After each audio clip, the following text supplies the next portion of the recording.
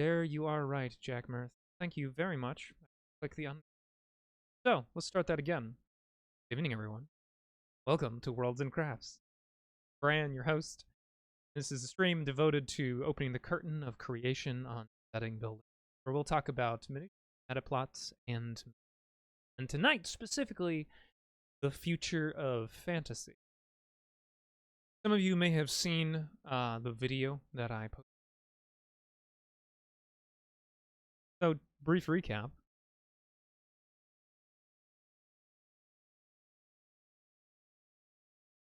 Paradigm shifts in tabletop roleplaying. I'd like to take this slightly different. Stop hemming and hawing, talking about things in just a conceptual way, and table what we've made. Appreciate that we made it, that it was with your help, and maybe borrow from it, but really bring this in a more intentional direction. But tonight, kind of just want. Really? Already? I don't have any water with me. But I have herbal tea. But tonight, I just want to talk about what the future of fantasy looks like, taking an inclusive and intersectional future that is free, or at the very least, free of the constraints of its racist root and its sexist root. Well, be real here. Fantasy's got problems. It's got some trauma. But I don't want to keep it too heavy, but I do want to talk about some heavy topics. Let's try and keep it. Welcome, everyone. Let's get started. So, again, I'll ask, even though I was muted before, how's everyone doing tonight?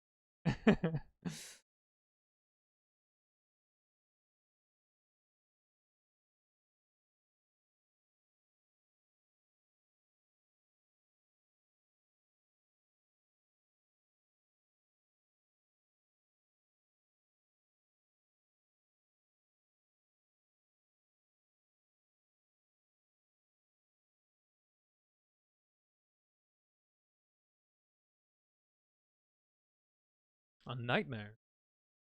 I suppose it does feel that way sometimes, doesn't it? Yeah.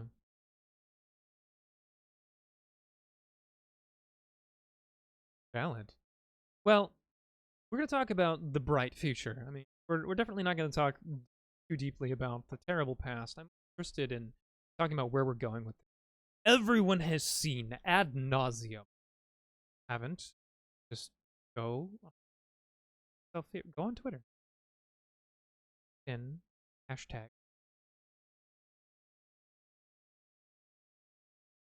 Will be versed talking about problems with Western fantasy. So I'm not really interested in discussing it anymore. I'm interested in discussing make it better. Like things that everyone likes to see. You know, I mean, like, and that can even start with something negative. Sick of seeing. So then flip the narrative. What is it? What do you want to see? Or what would you change? So hopefully this isn't going to be tacking on too much weight of any sort. And as always, there is, you have a sufficient amount of blood points. You can always redeem a song if you break. And this is about me, about you, about all of us.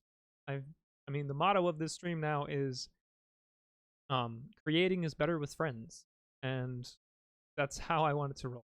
If anyone gets uncomfortable, let's just take a step back, take a breath, and move on. So get your favorite beverage. Let's get underway. This past week, I've been thinking a lot. It's wiggling. There we go. Last week I've been thinking a lot about. It's been 2 months that I've just been about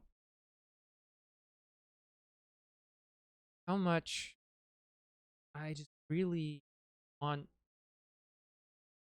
be able to enjoy setting and genre that is free of, or at least easily filtered of, all of these problems.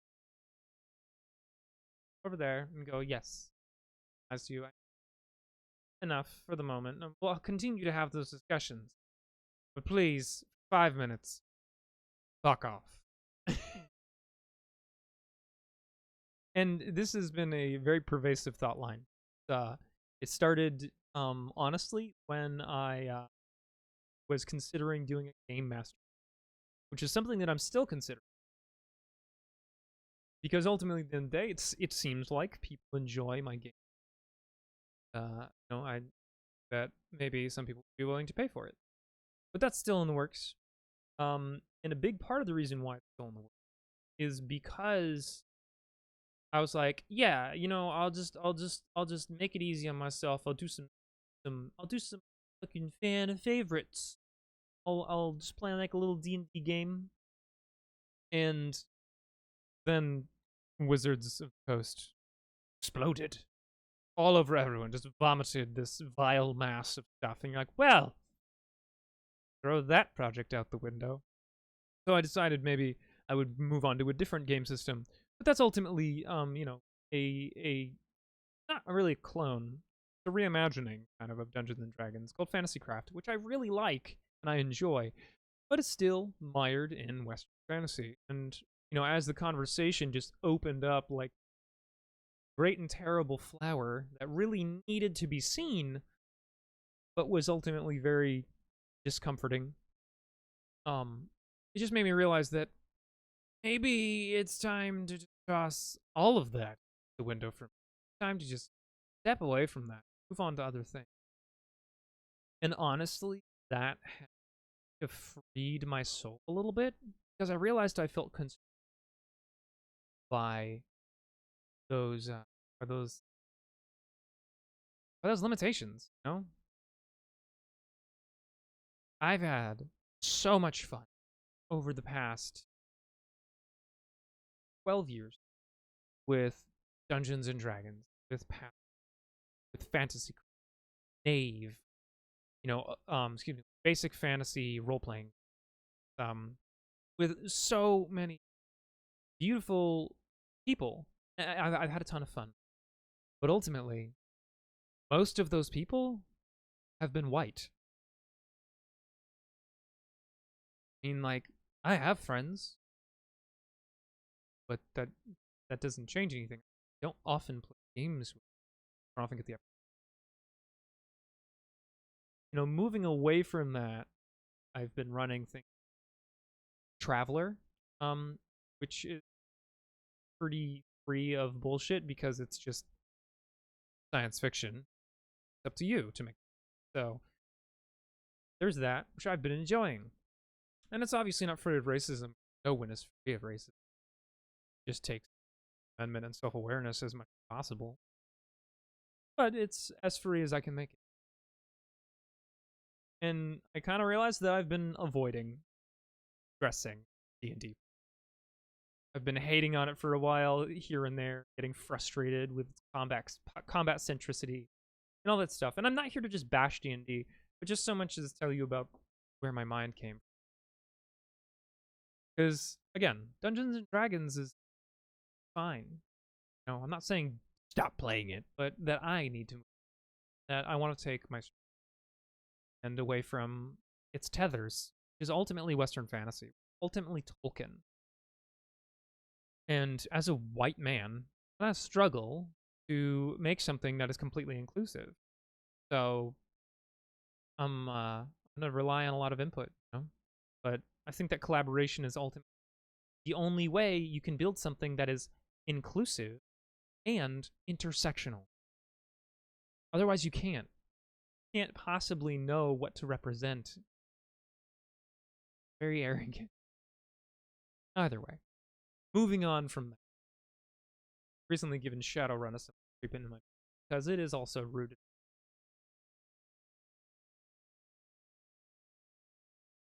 Sure. Yeah.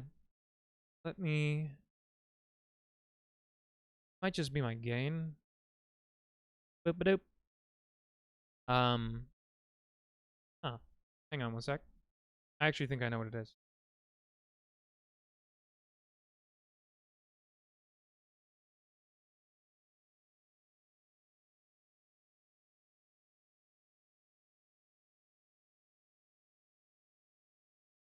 Might get really loud. I'm gonna just testing. Oh god. Testing. Testing. Testing. Testing. Testing. Is all right. It's starting to hit the red, and I'm trying to avoid that. So let me take it back down a couple notches, and I think we should be good for now. Let me know if it's too loud or anything. And thank you, Broken Golem. You are a glorious moderator and a wonderful help.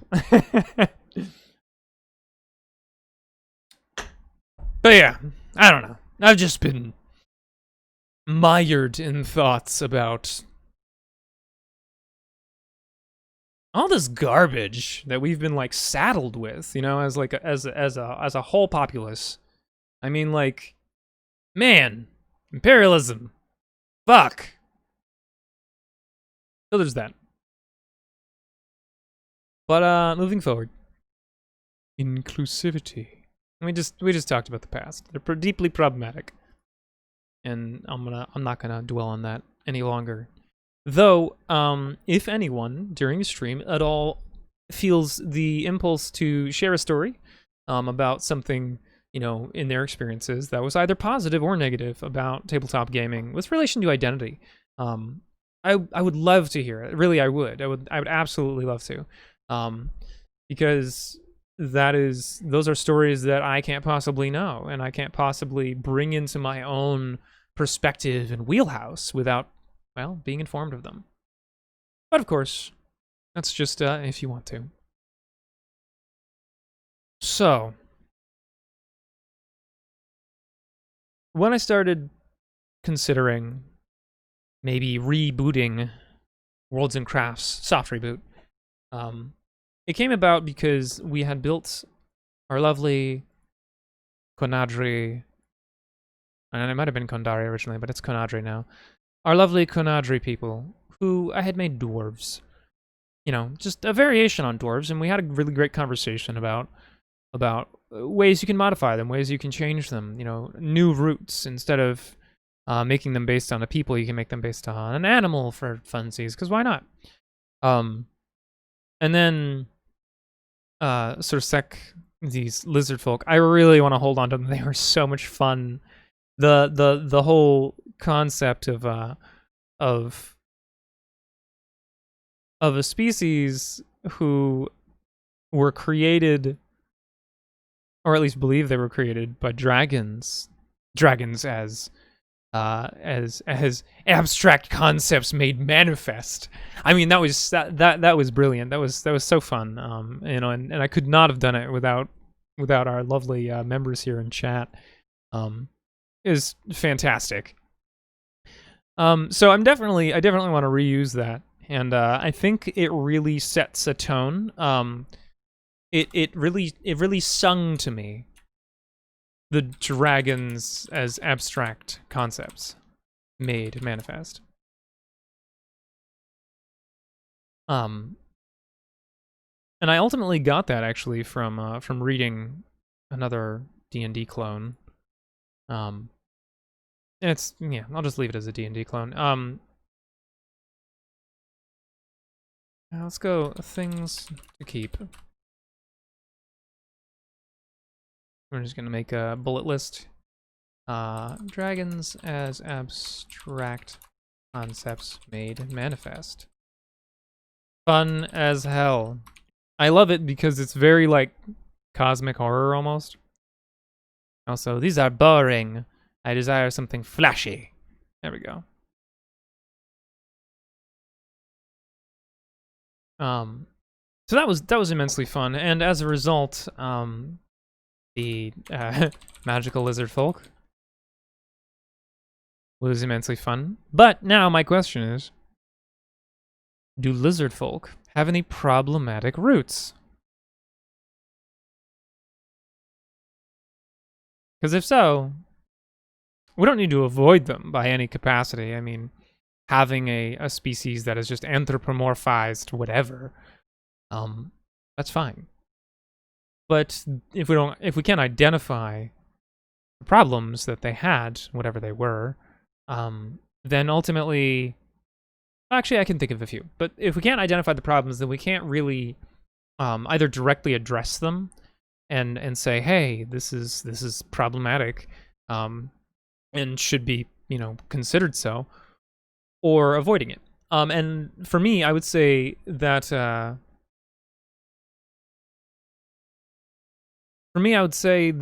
one of the problems that lizard folk had in the past was the trivialization of the concept of indigenous life.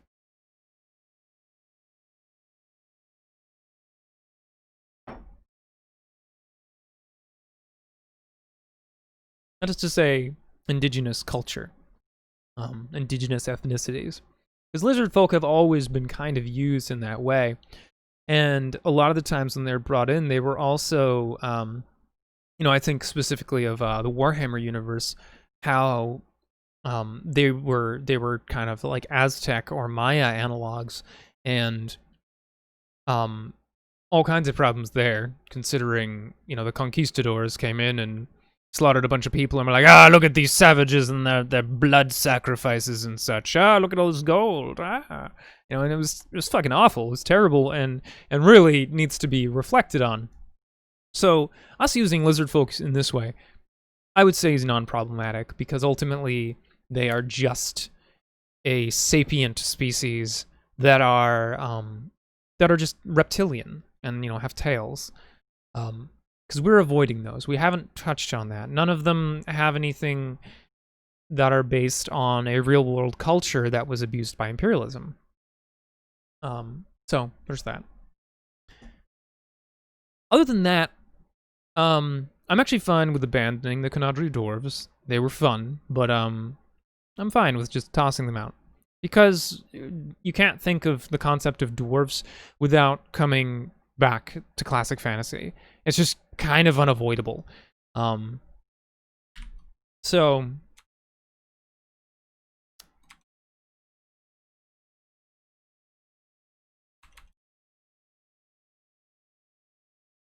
I think those are things we can keep.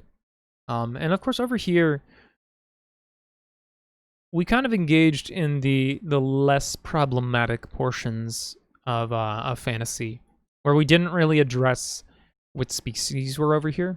We just kind of were like, all right, well, there's a bog here and some ancient burial mounds, because that's fun, and these standing stones, and then this city of Langswood.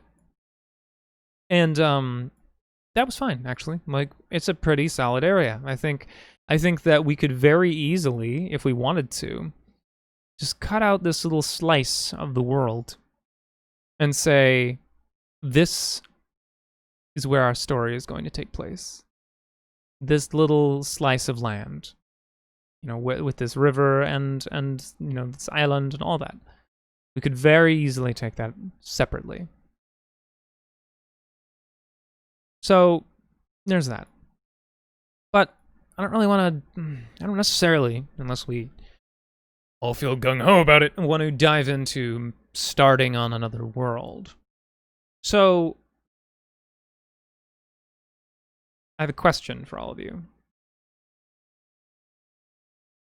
What are your favorite inspirations for fantasy gaming? What are your favorite sources of inspiration? Is it a story?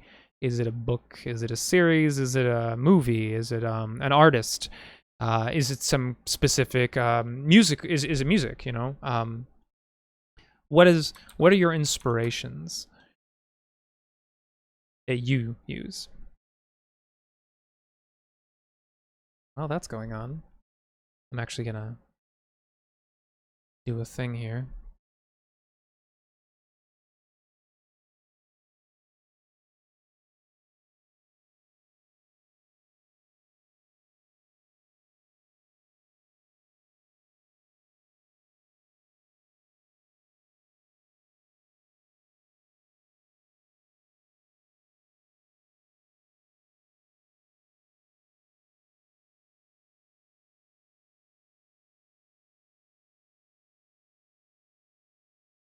I'm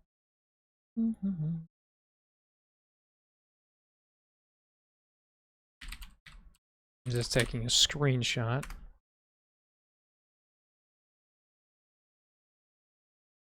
Final Fantasy, BioWare, books, sometimes history. Yeah.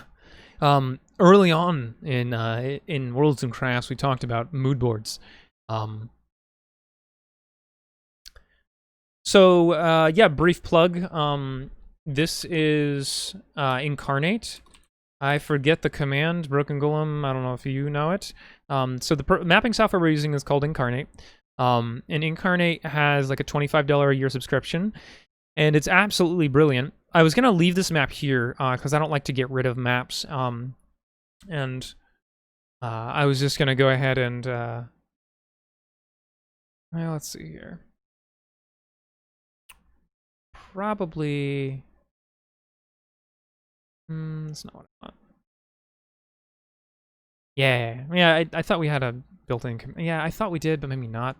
But yeah, so we're in a minor sponsorship, sort of sponsorship, pseudo sponsorship with Incarnate.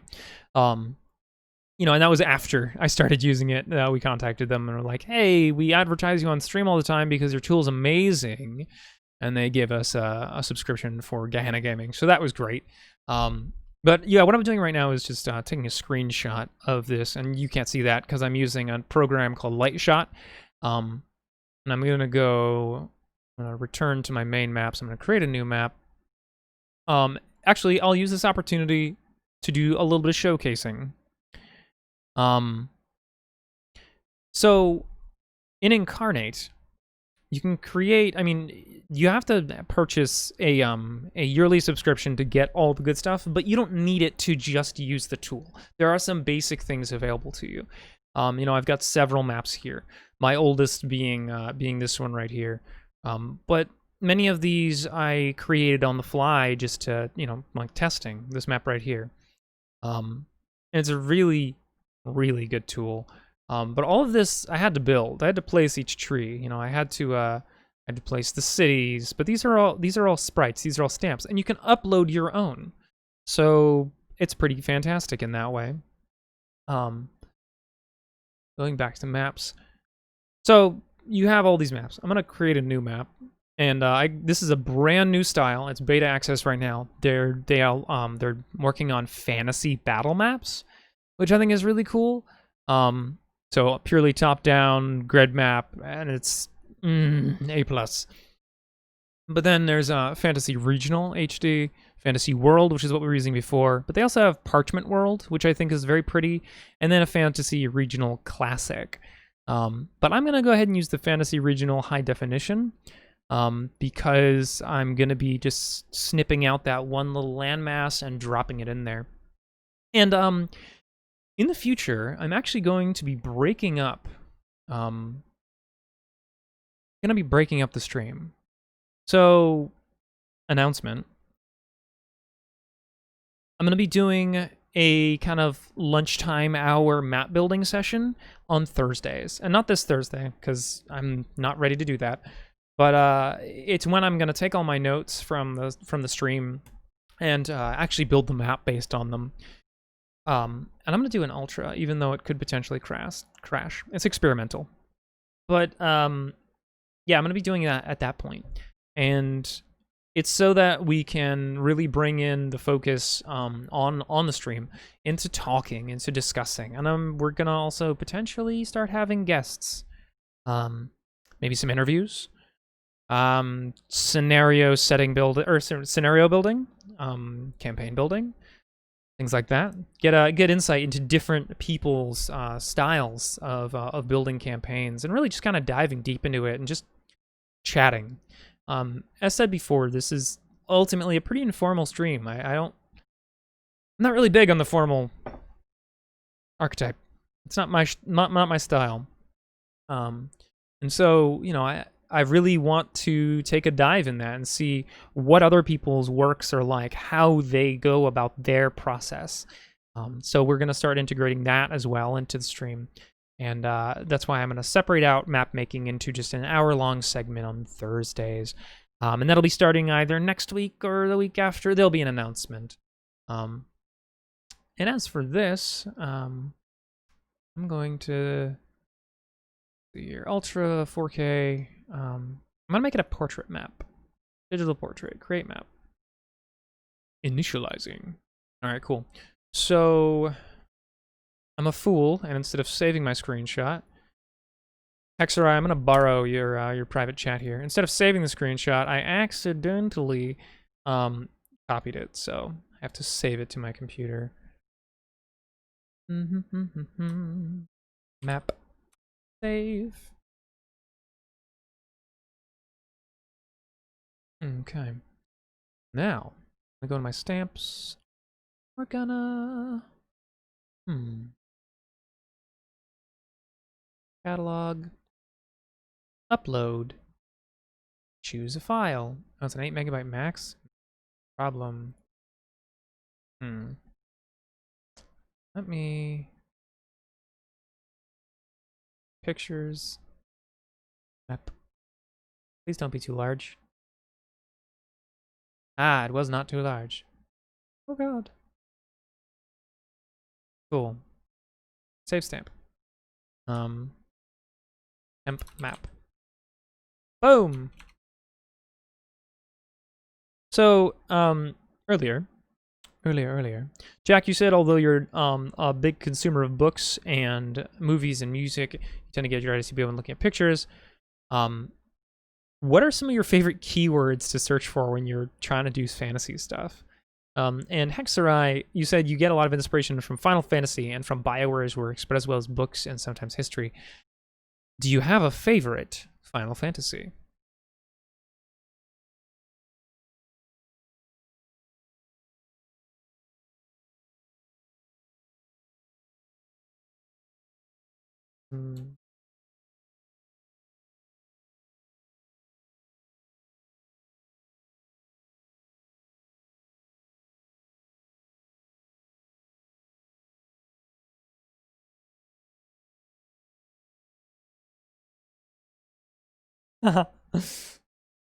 Eight, 10, and 14. Fair enough.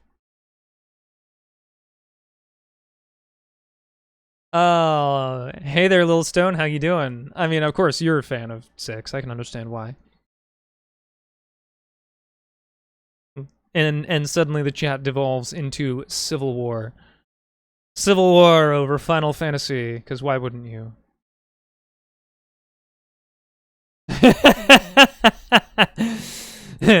Jack, them's are fighting words.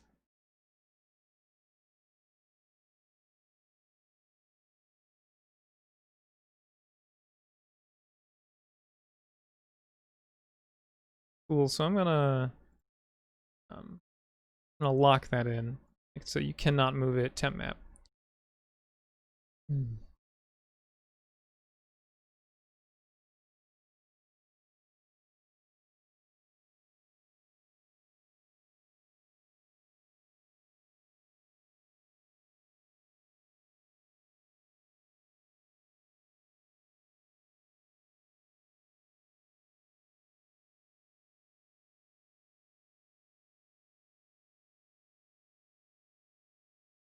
I actually rather enjoyed 12, to be honest.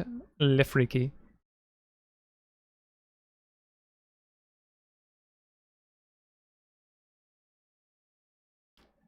That's fair. When you say White Wolf, you're just talking mostly World of Darkness, or do you like to run other White Wolf content too?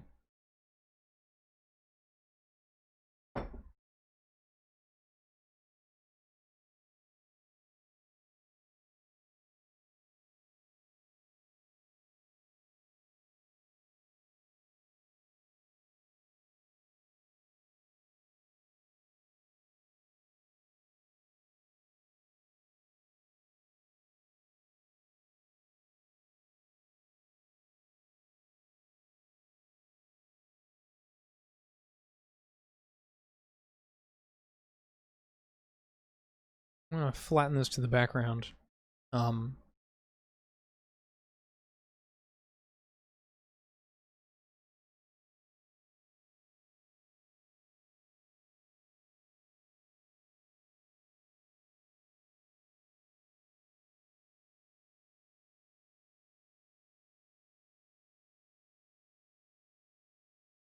Let's see. Ooh, Exalted. There's somebody in Gehenna Gaming server who knows a lot about Exalted. We got a lot of Onyx Path people in at Gehenna Gaming, so it's pretty fun talking about certain things when suddenly someone who's written for it appears around the corner and goes, "I know all about this." And Lefreaky, as far as Blades in the Dark, well, I don't know you from your Twitch username, but I know someone on Gehenna Gaming was talking about that recently.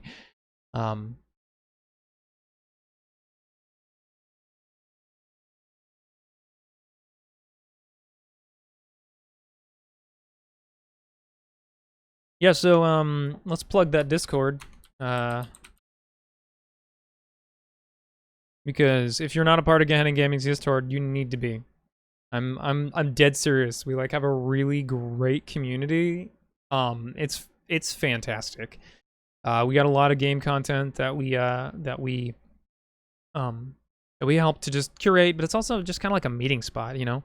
Ultimately, you know, we are a company, so you know, there's certain things that won't be tolerated, but mostly it's just like bigotry. Don't be a jerk, and you're good. But yeah, we have a great community there, and we love having new people around. We're getting so many new people, we're having trouble keeping up, so that's a struggle. But other than that, it's still not overwhelming. It's a struggle to get to know people. You can't be as friendly, intimate as we once were, but it's still really good. I'm a huge fan of actually, I realize most of y'all probably don't know. Gehenna Gaming actually changed my path with gaming. I didn't know what the hell I was doing when it came to gaming, and meeting Mark and Rick and Ian really made me kind of have like restored faith a little bit, because they're just fantastic people, really fantastic, who, you know, care a lot about their community. And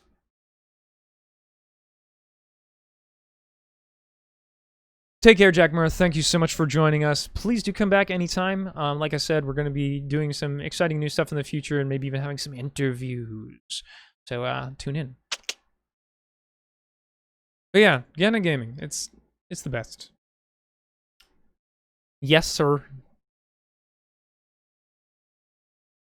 Folk person. I just finished drinking my delightful lavender tea that the patron saint of anxiety, my partner, made me.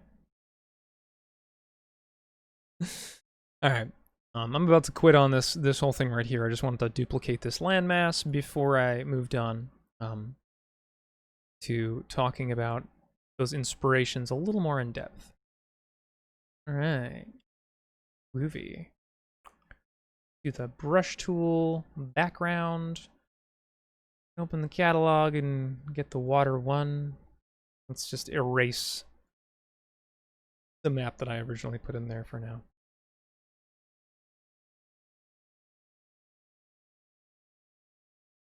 I'm kind of killing all the beautiful textures on the shoreline, but that's all right. It's fine, don't worry about it.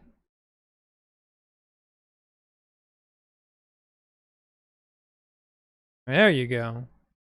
Patrick Grimkin Lord. You guys know that thing that's been passing around where it's like, type your name into Google plus your favorite color plus aesthetic? Well, the struggle for me is I did that, and I just cannot get away from Bran Stark. Good God. I'm like, no. No, I don't want to be that. Alright, so I duplicated that landmass.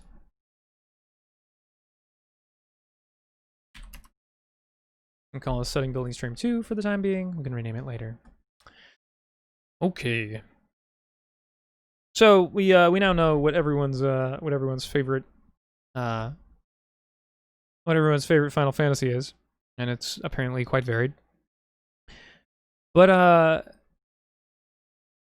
you didn't really specify. Actually, question, Lifriki, what about Blades in the Dark appeals to you?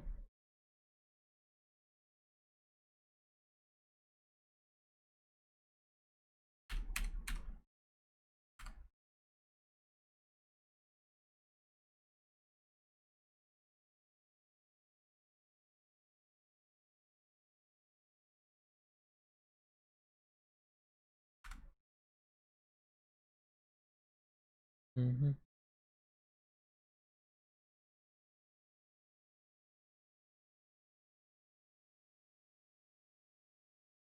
Okay. Well,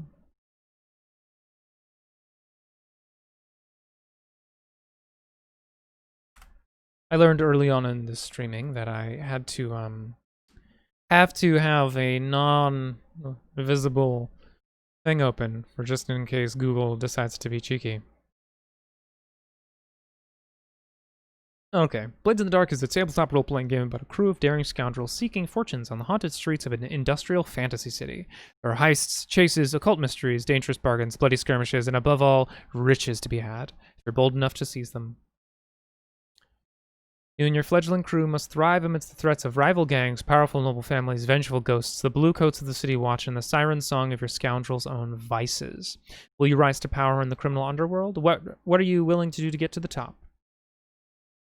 In this standalone game, you will find rules to create your scoundrel, cutter, hound, leech, lurk, slide, spider, whisper.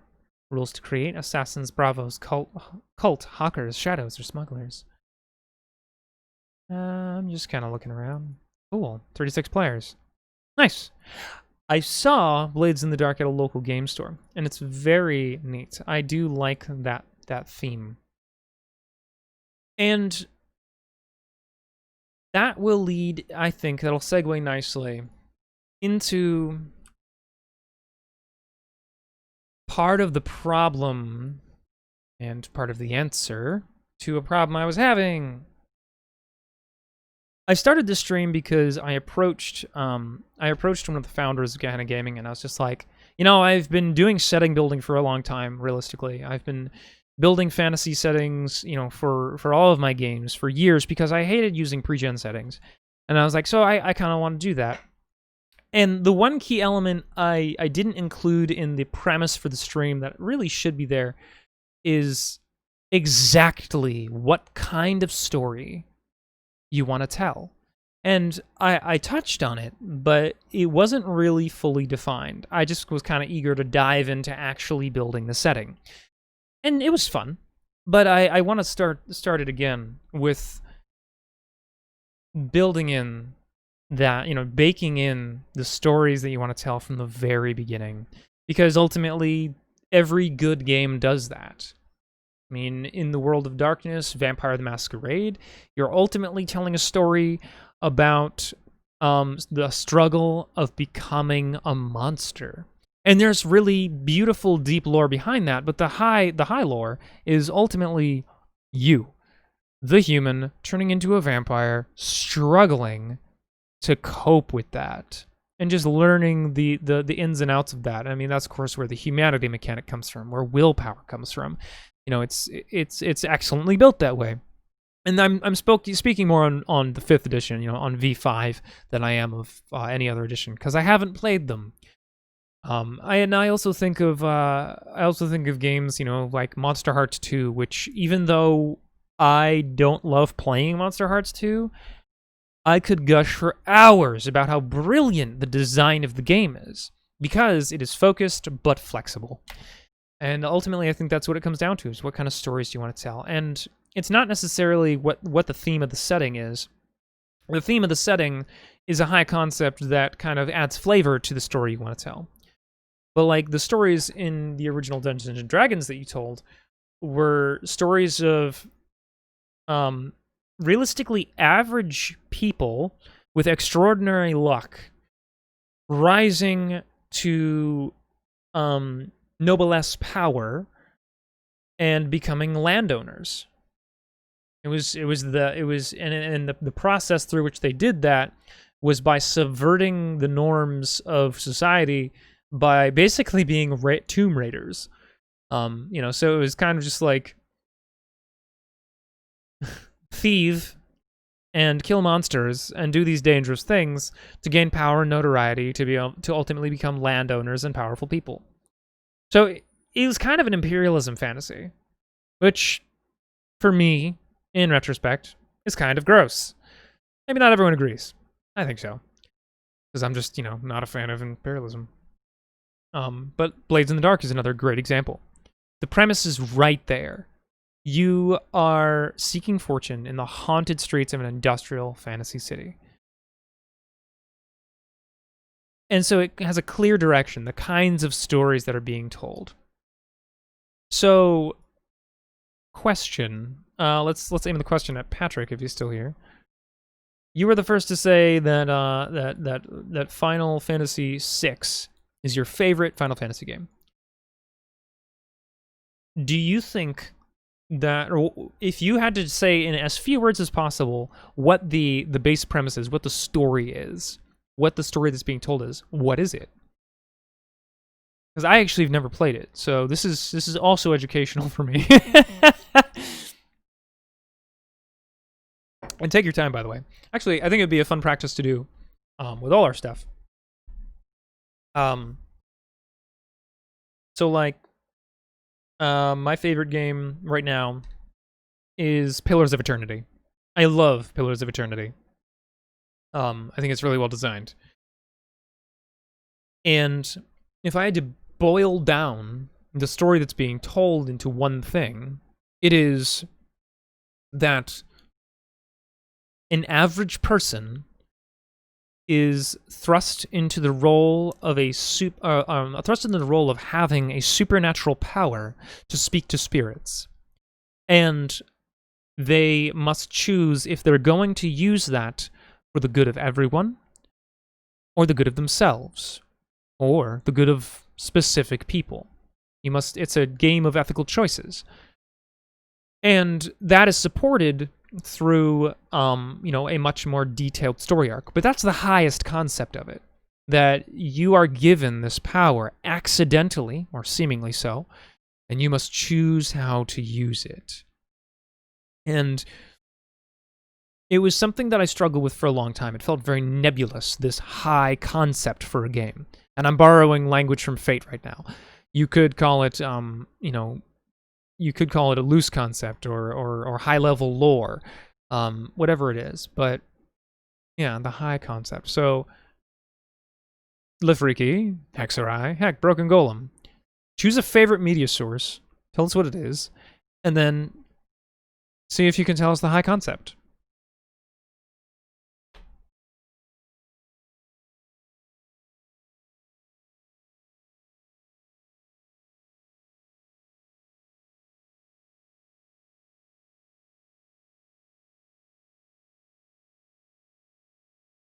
Sure, it was.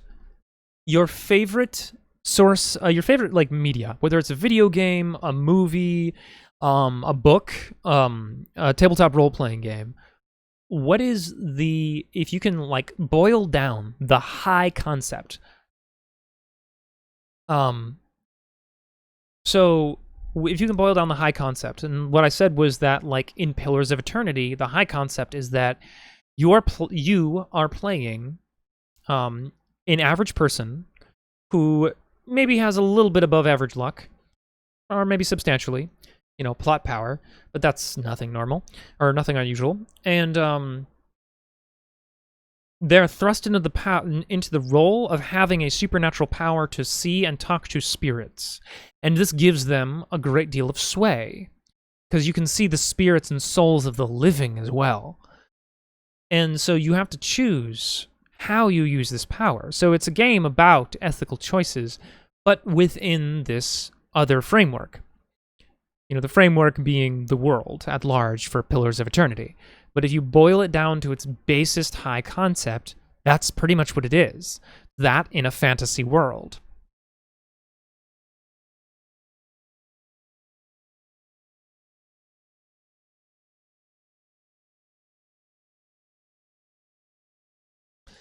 All right, so Final Fantasy VI.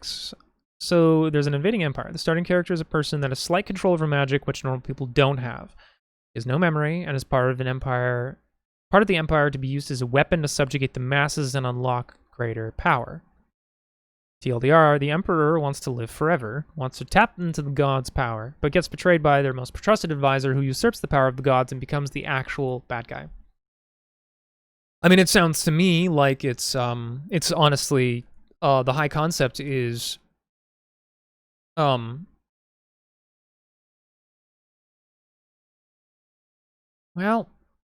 it's fighting the oppressor that you didn't know was the oppressor all along.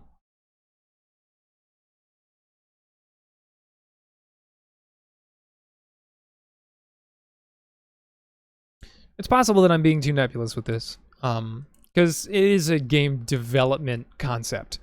The idea of taking a story and boiling it back to its base premise. And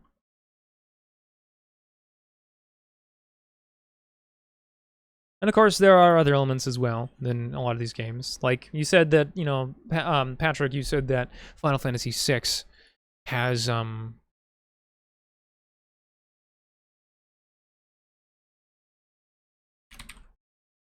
Final Fantasy VI, sorry, you said that Final Fantasy VI has a rarity aspect to magic, where only some people have it.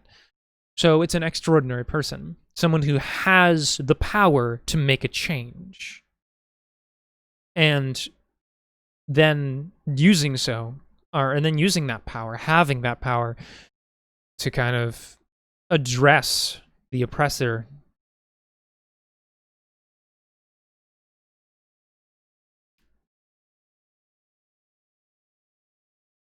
Ah, that's the really good one.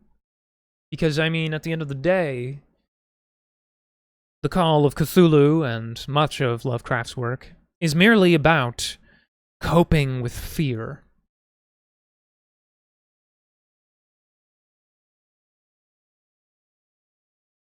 The unknown is fear. It is fear without form.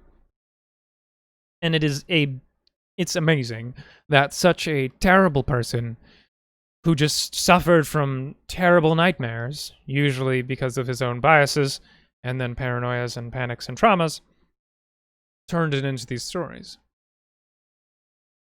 Ravnos, Ian, one of the administrators and founders of Gehenna Gaming, one of his favorite things to play in is Cthulhu.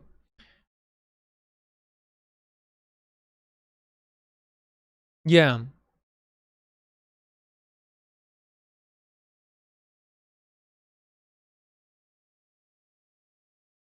Hexerai, the problem I've run into with Final Fantasy XIV and all MMOs is that they end up telling a lot of different stories.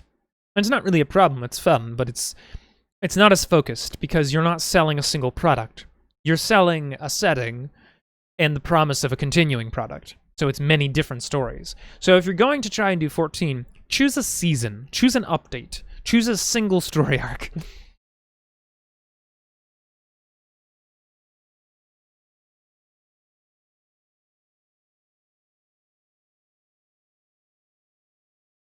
I don't actually know anything about the King in Yellow.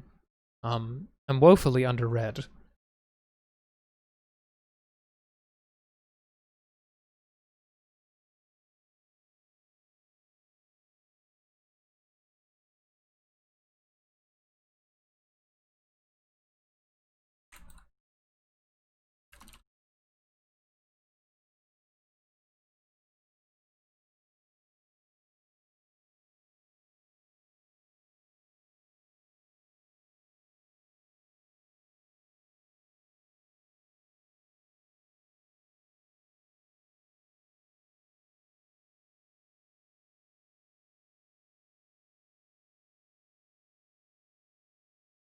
Ah, that would make sense. Well, looks like it's time for me to add a new tab to my list. The King in Yellow!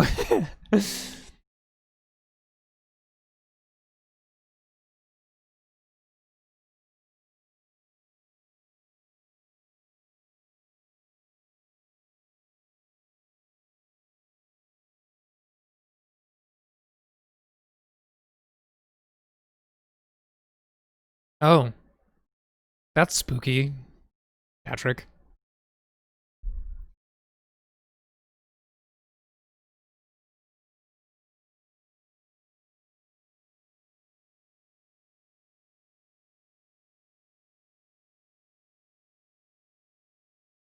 The King in Yellow is a book of short stories by the American writer Robert W. Chambers, first published by F. Tennyson Neely in 1895. Okay.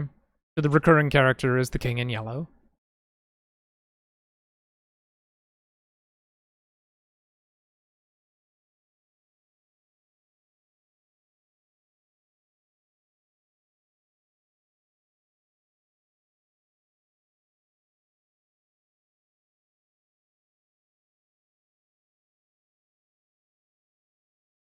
Da-da-da.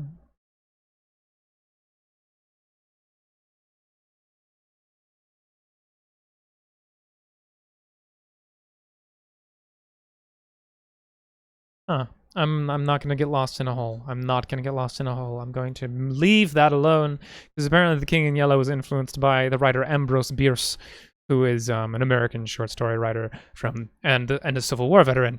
And I'm just gonna go away from that. Gonna leave that alone. Nonetheless, okay.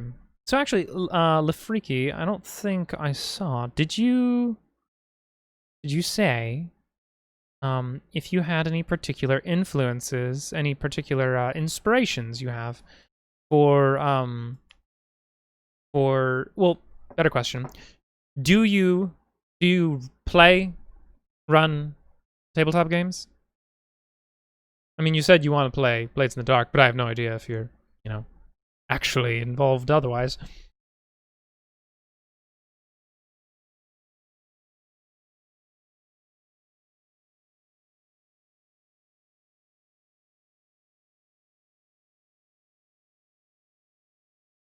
Ah, fair enough. How do you feel about online groups?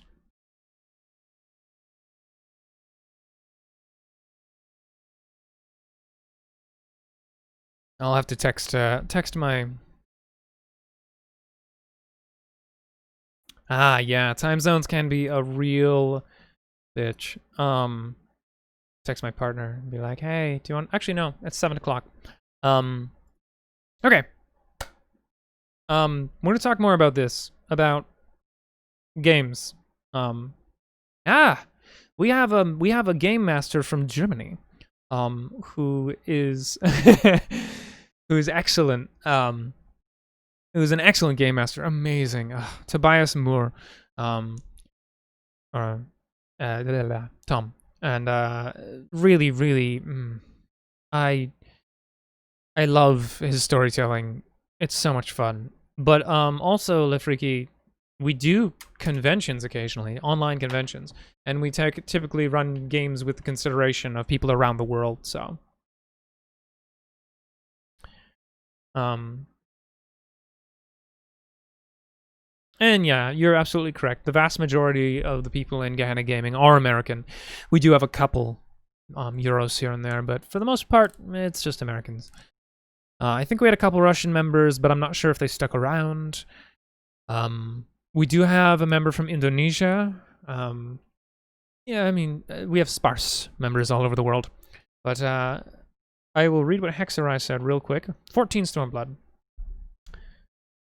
So Stormblood being the game. You take the fight against a nationalist empire armed with a magitech to 2 separate continents, both long suffering under their regime. It explores what happens to some areas under a long, brutal oppression. It also explores individuals who traded advancement for their own for approval of their oppressors. No, I like that. That's good. Because while the game doesn't utilize its mechanics and a system to make the players experience that, it showcases it. So each thing does tell a different story. So I think that's great. You're saying that ultimately Stormblood is about the damages and the ravages of oppression and imperialism and how it can really warp people's minds. But I like that a lot. I'm going to go ahead and say it is break time. So if you have not had any water, have not gone to the bathroom at all, get a snack. I will be back in just a few moments, and I look forward to seeing you then. And remember, folks, Black Lives Matter.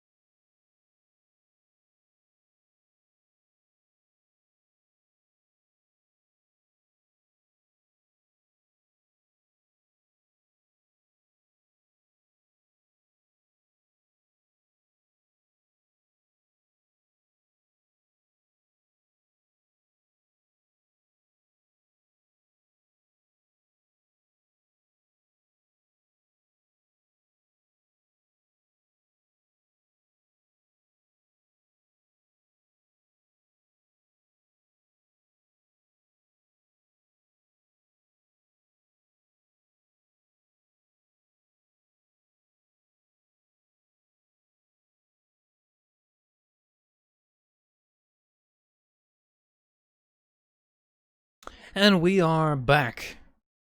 Hooey! It is more humid than the devil's jockstrap out there.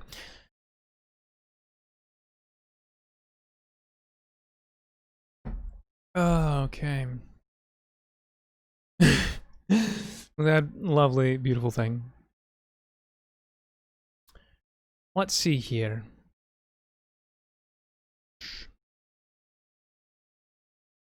Excuse me while I take nibbles off of my banana muffin.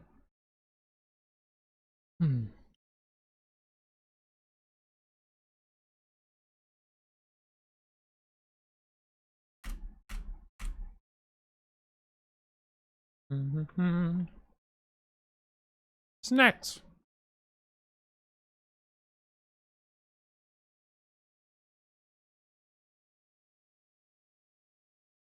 Banana.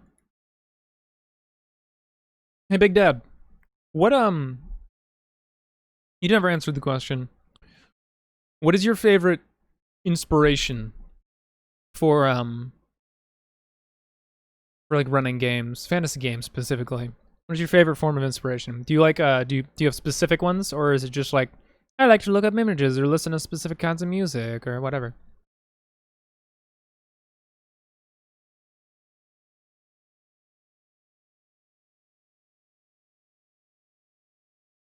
Putting you in the spotlight.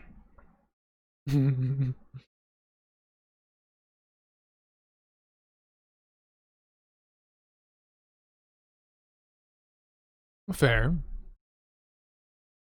It's a really good way of evading the question, but fine.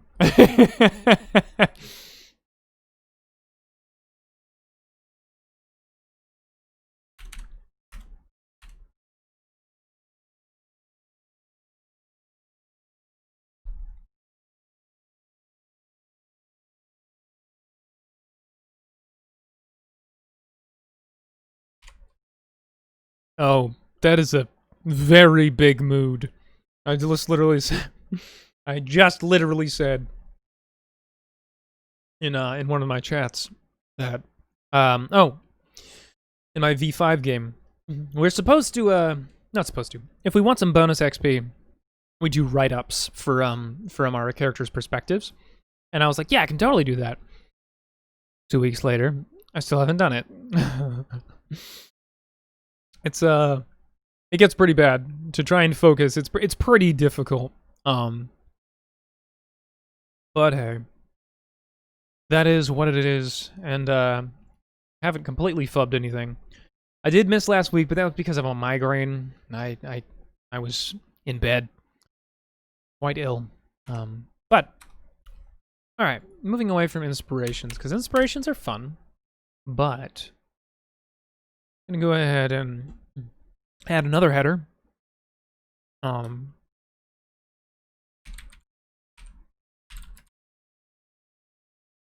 Yes, best friend migraine.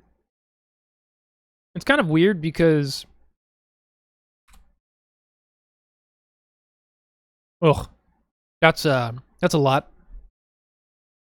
It's kind of strange though because migraines for me, because they manage to like short circuit my ability to think straight, are kind of relaxing. Like, if I can just find the right low light, if I can, get some caffeine in me, if I can take some pain meds, like lower my bodily inflammation, and just like lie there, I'm like so at peace. It's weird. It's very bizarre. I'm very lucky in that way because some people can't get a moment of peace when they have a migraine.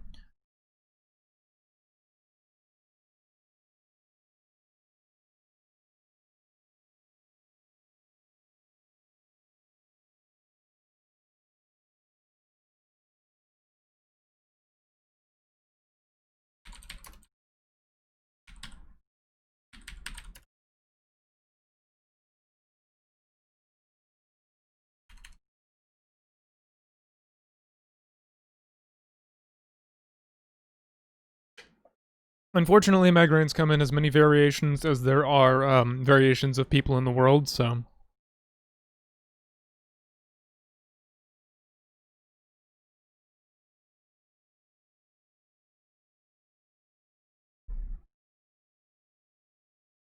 it is a tragedy.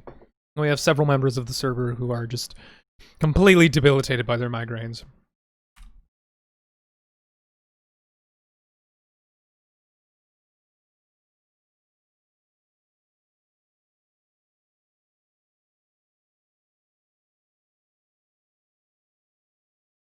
Ugh.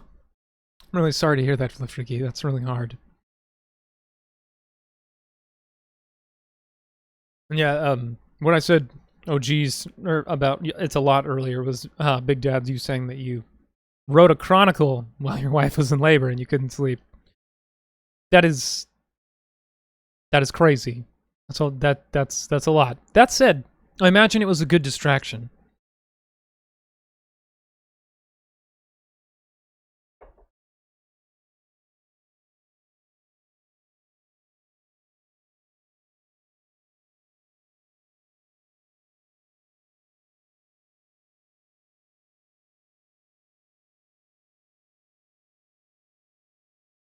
Okay.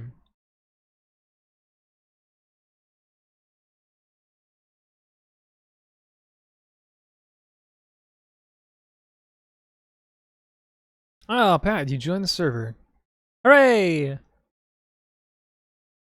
I must rejoice now.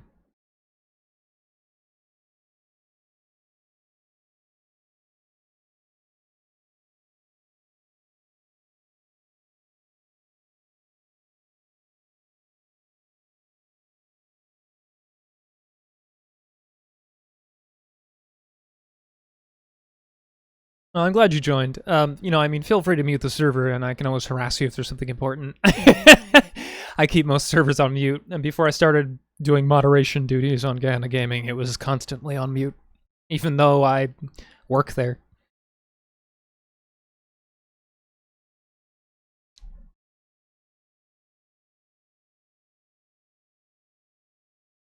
No, that's valid. I know you you do a lot of miniatures painting. All right, so as far as looking back on things, favorite stories to tell: fighting, imperialism, oppression. I think is a pretty classic. I would say that's a pretty classic classic fantasy arc. I think that fantasy for a long time, with the use of magic or other supernatural things, has been used to uplift the average person.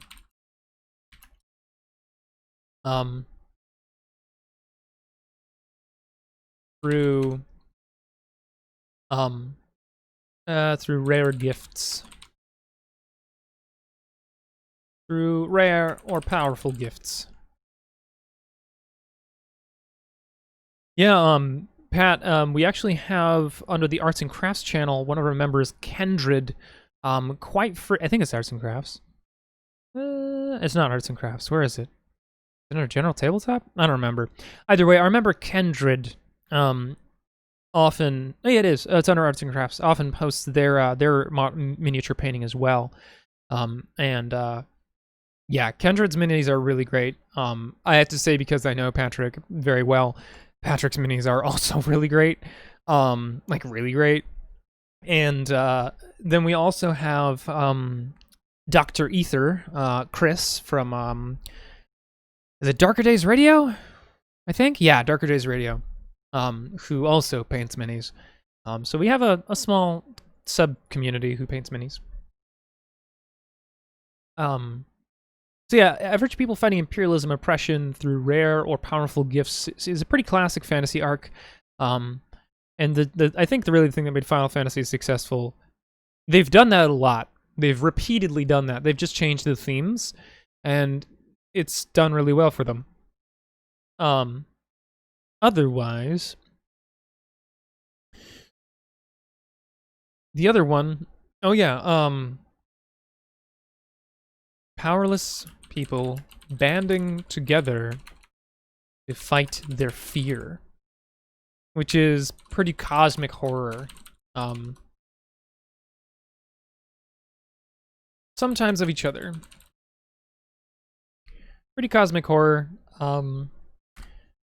A lot of the times in games, you know, in like Call of Cthulhu games, yeah, sometimes they're highly deadly, but I think a lot of storytellers kind of got tired of the whole like TPK thing, and so it becomes, you know, it becomes a little bit more triumphant, but only marginally. Still pretty bad. All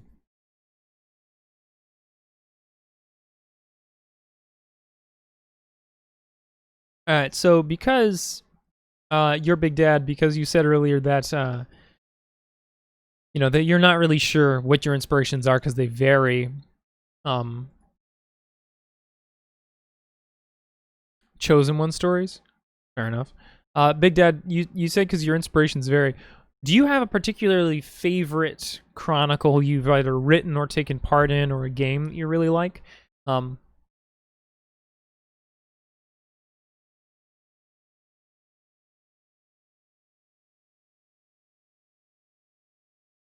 and Lafreaky, I feel that.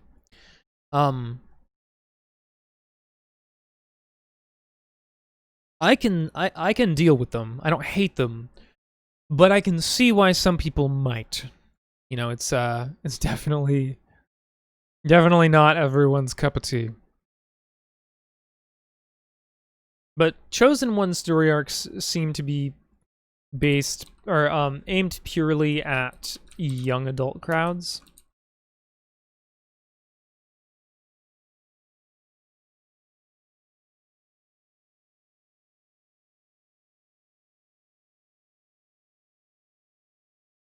The problem with the chosen one archetype is that usually it's the sole fulfilling attribute of the character, but that's not necessarily the fault of the story type. You know? I don't know. It definitely can be highly problematic though. Oh, they sure are, yeah.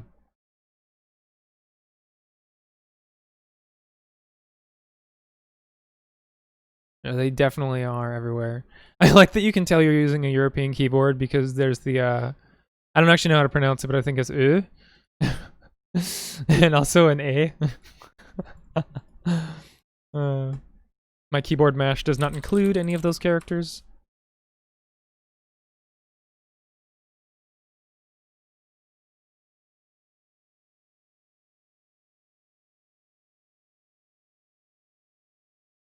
Schäfer?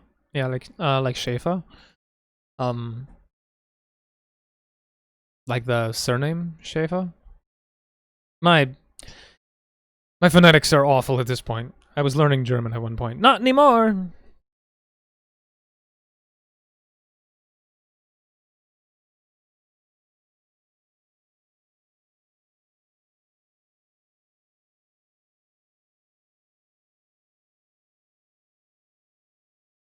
I mean, I would like to continue learning German.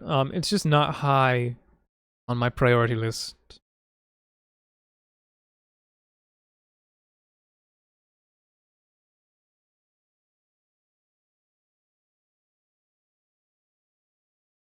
Ah, fair enough. The A umlaut. Yeah, I mean, I'm not terrible at phonetics. I'm just not, you know, I'm not linguist or actor, or I should say good actor level.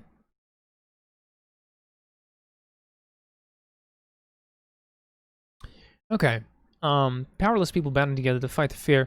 So what we really need, is we really need is chosen one story arcs. Actually, you know what is one story I think that actually did an okay job with this chosen one story arc without it feeling stupid, to me at least, was I think Skyrim did okay with it. Because it wasn't that you were chosen, it wasn't that you were chosen. You weren't chosen. It's that um you were just, it was luck, random, but you have this power, and now as a result there is a potential path that you could take. It's kind of like being a sorcerer. You know, you're like, ah, yes, I have sorcerer's power. And you could choose to utilize it, or you could not. But it is technically a chosen one story arc, even if only vaguely. Then again, there's absolutely no character writing, so.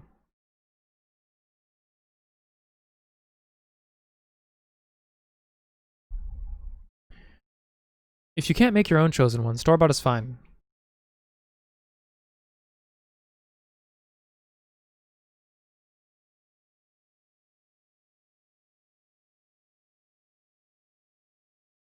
Alright, so my favorite stories to tell then tends to focus around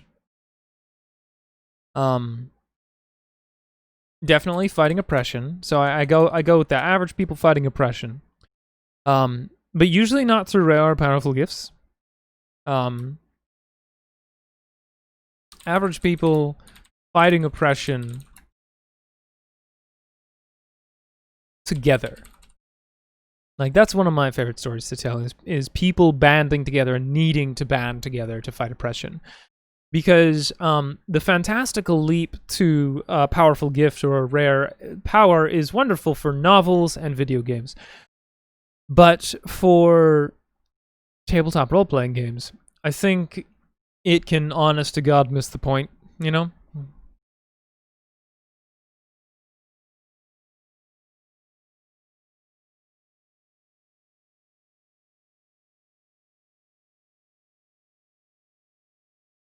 Wait.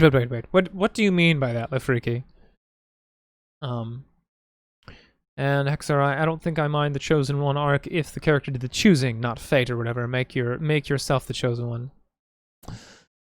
That's fair, yeah. But then again, the Chosen One thing can exist a lot of the times without it being said. Like the Hunger Games.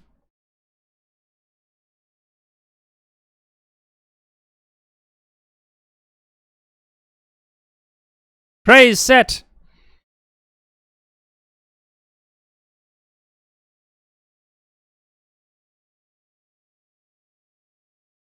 What about stories about those who are slightly to the behind and to the left of the Chosen One?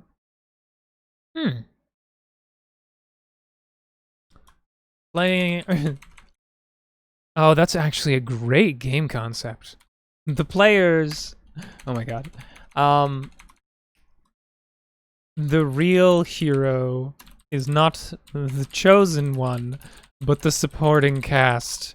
I mean, that's basically Jason Statham's Big Vacation, which is a real tabletop game, by the way.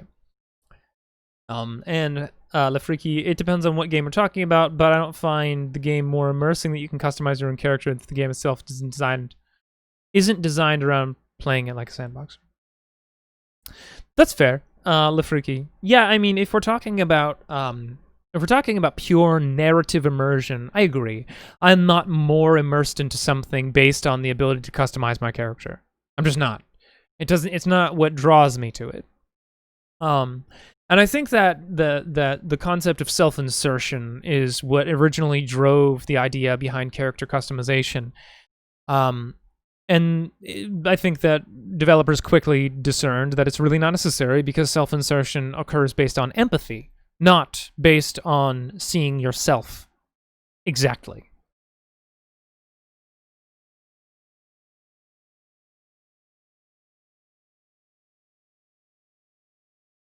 No, but that's like I said.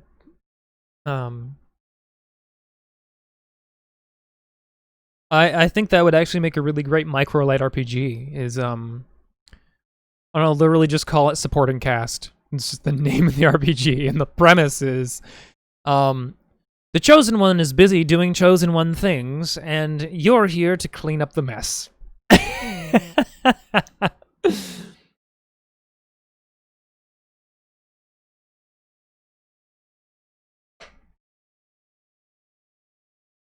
The fates have chosen a hero to save the world.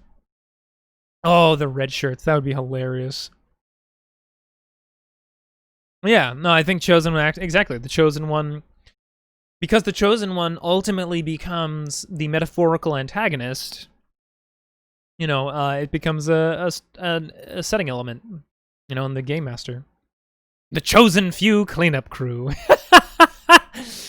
Oh man, this is turning into quite the riffing session.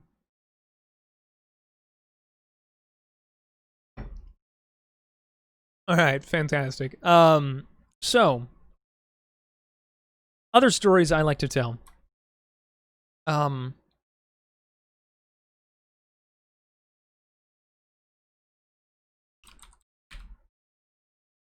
Wrestling with your own demons. And I think that's a really great story.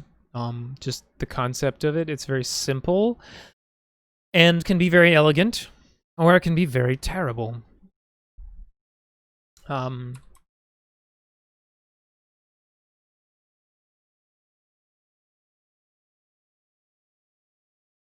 Interesting thought.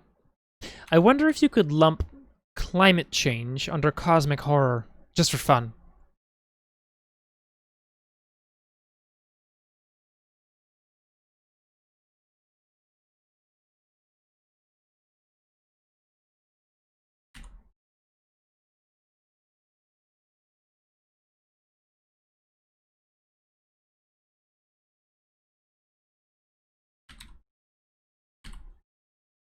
Well, I mean, I kind of did earlier say that, cosmic horror is powerless people banding together to fight their fear. Maybe made manifest. Sometimes made manifest. Sometimes fear of each other.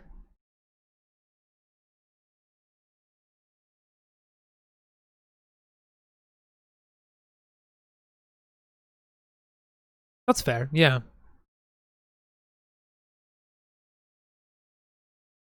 Snowpiercer. God, Snowpiercer. Oof. Mixed feelings. .jpg.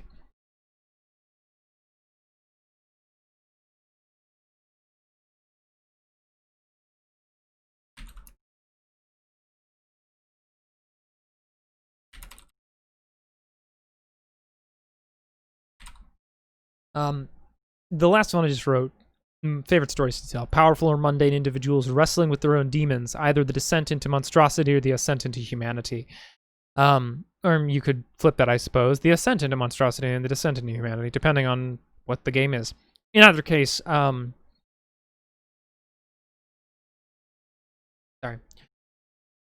That's ultimately what Vampire the Masquerade is about, in my opinion. Um, and I think it's a story that doesn't necessarily have to be told there. Like it is about struggling with that, but I would like to see it in other games that aren't just about becoming a monster. Because fantasy ultimately is a backdrop. It's it's a method. It's not a goal.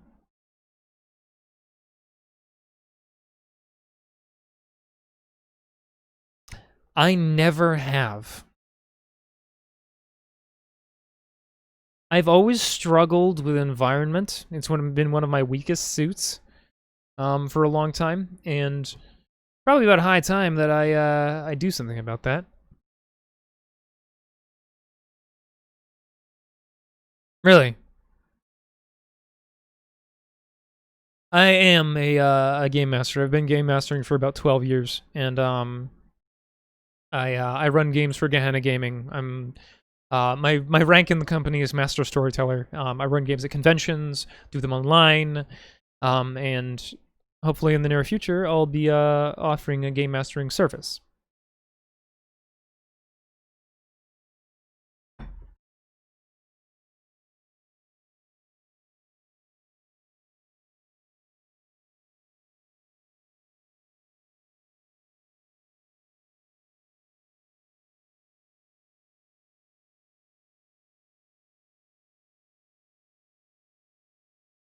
Okay. A collapsing mine is interesting. So yeah, I mean, I think that could be. We'll just instead of favorite stories, we'll go call it stories to tell. Um.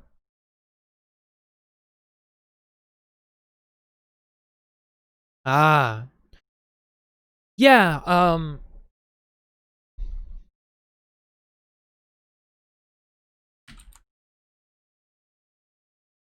Hmm.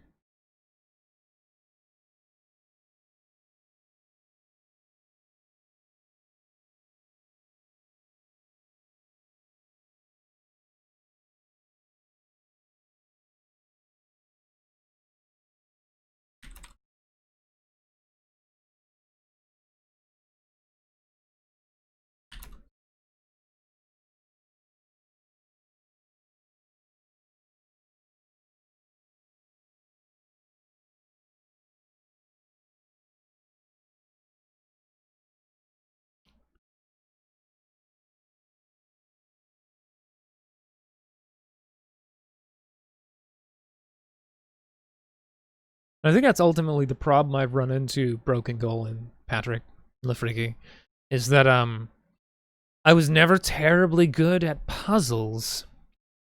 I'm a lot better at social interactions and social encounters than I am at pretty much everything else.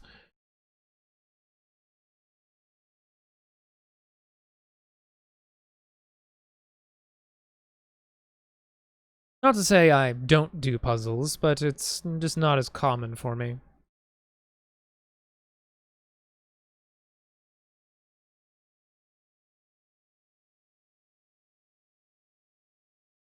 Yeah, that's ultimately, I think, what it comes down to for me, is that puzzles can feel very monotonous.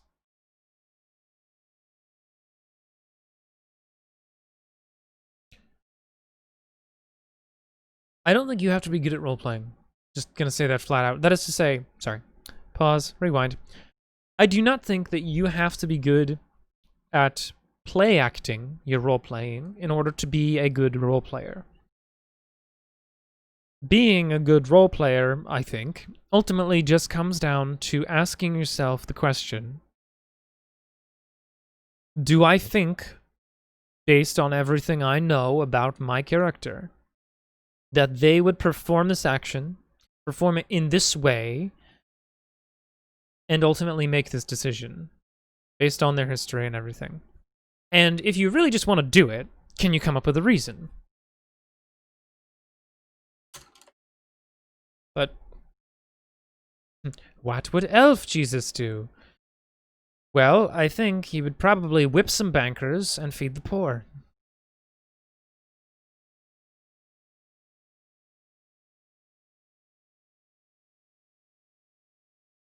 Because what doesn't say good time like whipping bankers?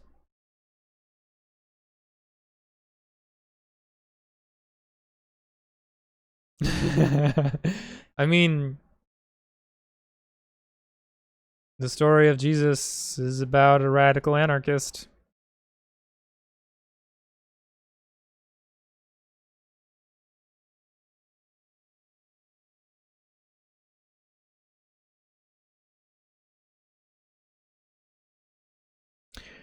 I know that this is getting granular almost into a session or two of a game, so you could expand that to an actual plague or an impending Mount Doom eruption, or then expand to trying to convince the local populace to evacuate.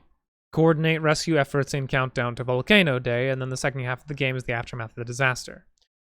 The group could be split, literally, by new geography and new social scenes brought about by the new norms. Yeah, and, you know, I've said that I want to get away. I personally am exhausted from Dungeons and Dragons and its combat-centric nature, but that is a really great story idea. Is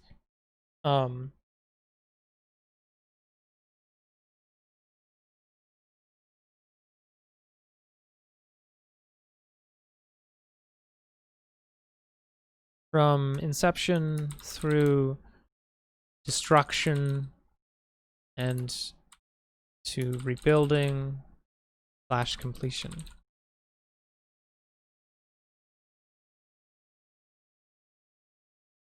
Something that I gotta say, Vampire the Masquerade 5th edition really helped me change the way I thought about tabletop games.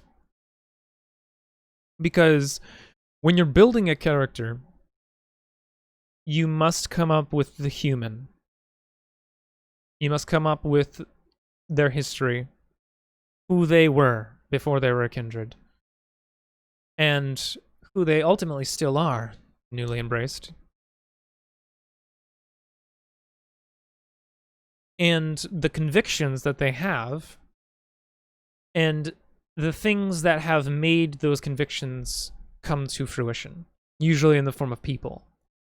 Then you go, okay, well, this person was embraced by someone of this clan for this reason, and they now have these powers as a result. And it really made me stop and go, you know, for a long time in like a lot of games in gaming culture, ultimately from like the 1980s, there was this big focus on, well, I want to play this. You know, I want to play this thing or do this thing, instead of creating a character, creating a person who would then maybe do those things that you want to do. And I think for a long time, I've kind of been wanting after that. But I can't do too much vampire. It is easier to create a gimmick than a character. You're absolutely correct. And there are plenty of games that kind of, you know, mash those things together in a big way. You know, with an easier character gen system.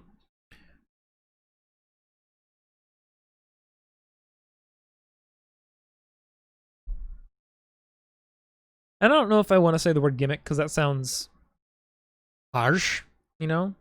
But it is easier to create an archetype than it is a character. I mean, we joke about different archetypes of people, you know, because we all run into them. People who share common traits, you know? I mean, and that ultimately comes down to culture. But nonetheless, we joke about archetypes. And it is much easier to consider people as an archetype than it is to consider the nuance of their lives. Because it's less work for the brain, less work for your mind. It's also a lot safer.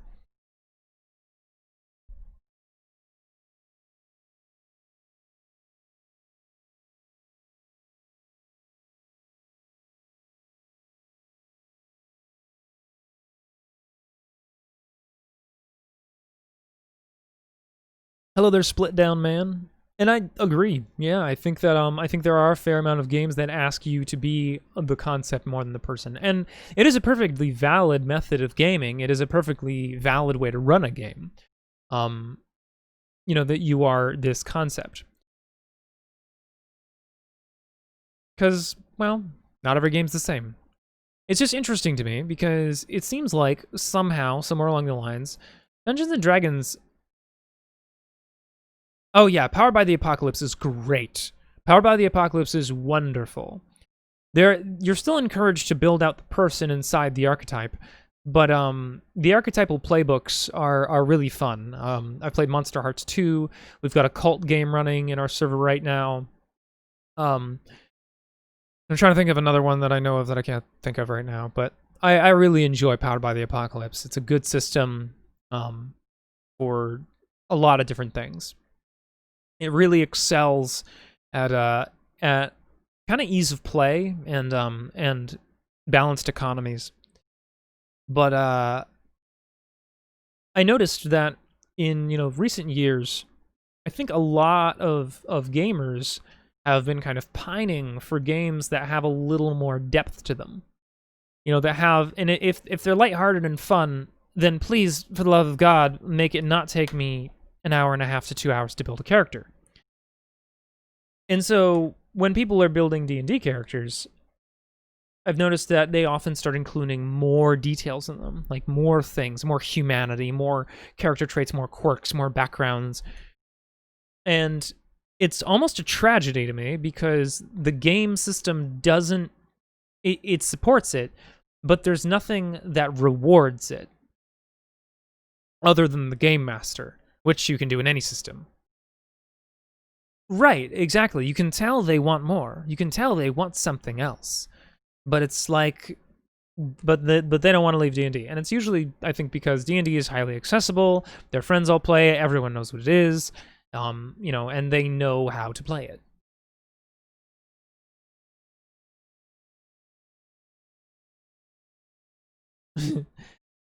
I cannot begin to tell you how many years I was homebrewing for D&D. Good golly, the amount of time that I spent. And it was ultimately just escapism for me. But, you know, I don't want to get too lost in that. So when we're talking about stories to tell, I think that, you know, the story of the archetype is fine because you're answering what story you want to tell. And I think that D&D at this point is almost too divided, It doesn't have a story it tells anymore. The mechanics tell a story of combat and dungeon delving, but many of the books tell stories about social interactions and overcoming your biases and things like that, while the game system itself doesn't ultimately do anything to fly in support of that. And so when we're asking about stories to tell, we're talking about building a setting. You're ultimately also talking about the first steps in making a game, in developing a game, coming up with the high-level concepts, the high-level lore.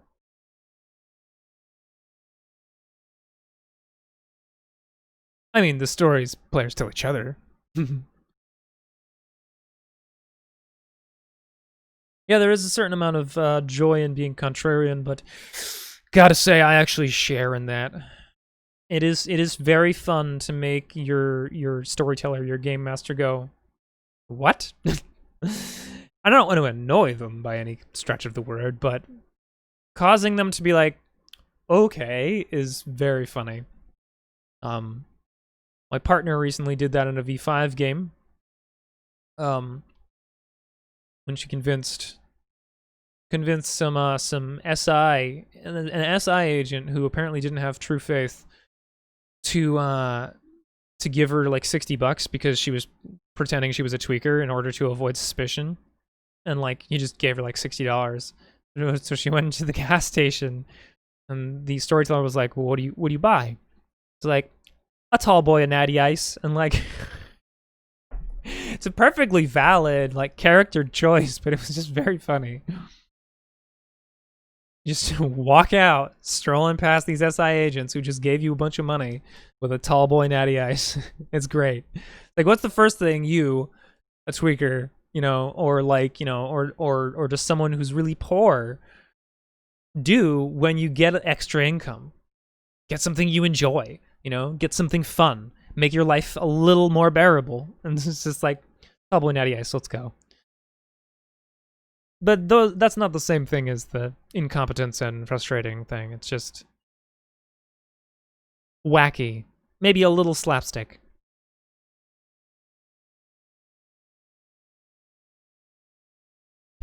Okay. Got segued, got side railed. All right. I think that's fine for stories to tell. Up the spacing so it's easier to read. All right. So average people fighting imperialism oppression through rare powerful gifts. So we're seeing fighting oppression here. Powerless people banding together to fight their fear. So this is kind of a rising above story. Almost an underdog, except it's horror. Because if you're powerless and you're fighting something that is ultimately very fearful, a fear made manifest, well, that's nightmare fuel. Average people fighting oppression together, also rising above, but without that whole powerful gifts thing, it kind of just chops off the chosen one. The real hero is not the chosen one, but the supporting cast. That's a lot of fun. I don't know. I don't know exactly what I would do with that, but it's definitely one I would really love to do. Powerful Mormon individuals wrestling with their own demons, either the descent into monstrosity, the ascent into humanity. Again, a story about rising above a struggle. Enduring external duress in the form of weather or tribulation. Cool. Crime scene cleanup. Oh, that's great. I mean, like, that's ultimately kind of the... That's kind of the real hero's not the chosen one, but the supporting cast. But yeah. Slice of life stories of people who clean up the messes of clean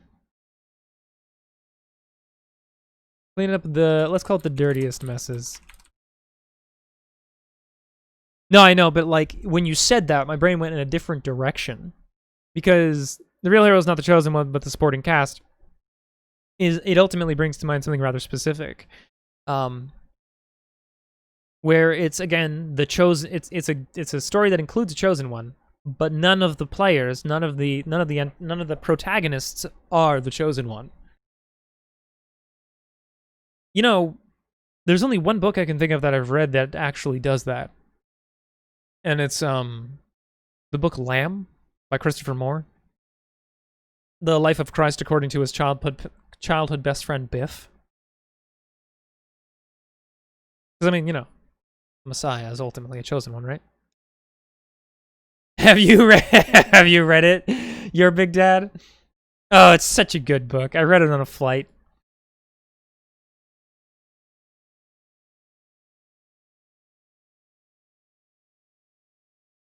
Yep, Biff and his best buddy Josh.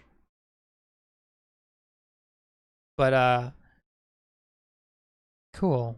All right. We're coming down to like 8 o'clock, and I know this has mostly just been a BSing stream, and I had a lot of fun doing it. So keep your eyes peeled for updates and announcements up and coming. And that's fairly freaky. I think that if we're talking about stories to tell, we're talking about themes, then you know we're ultimately asking ourselves a very difficult question. Removing our feelings from something to ask ourselves, what are its component parts? What is it made up of? And that can be very challenging. And it's not fun. It's not as fun, but it is a really excellent way to approach setting building because it allows you to then include all the things you love under the umbrella.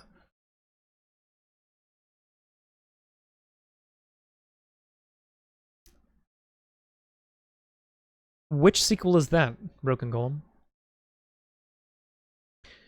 You'll have to tell me about that. Just post it in here. So, up and coming, we do have some changes coming up to the stream, like I said earlier, where we're going to be trying to get some interviews going on with our fellow game masters and storytellers, and maybe some developers. You know, where we talk about setting building, but also chronicle building, scenario building, things like that. The ways that people approach the process, their own methods, and beyond that, I'm going to be moving the map making section of the world building stream to a separate stream on Thursdays. And like I said, that's going to either start next week or the week after. So keep your eyes peeled for some announcements.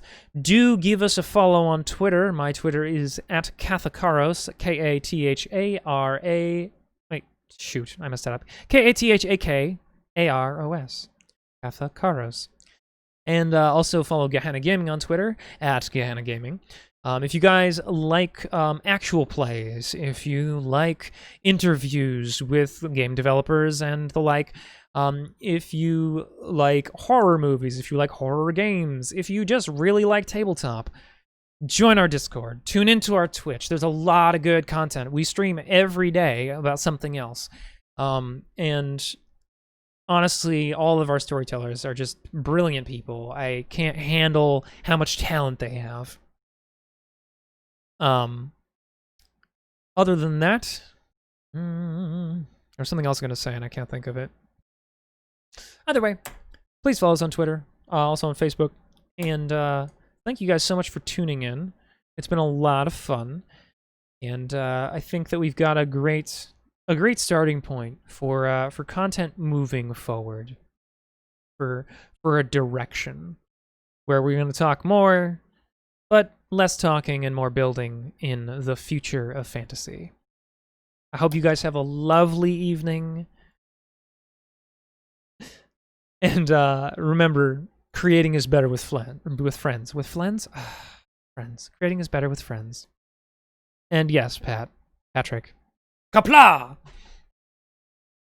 Have a good night, guys.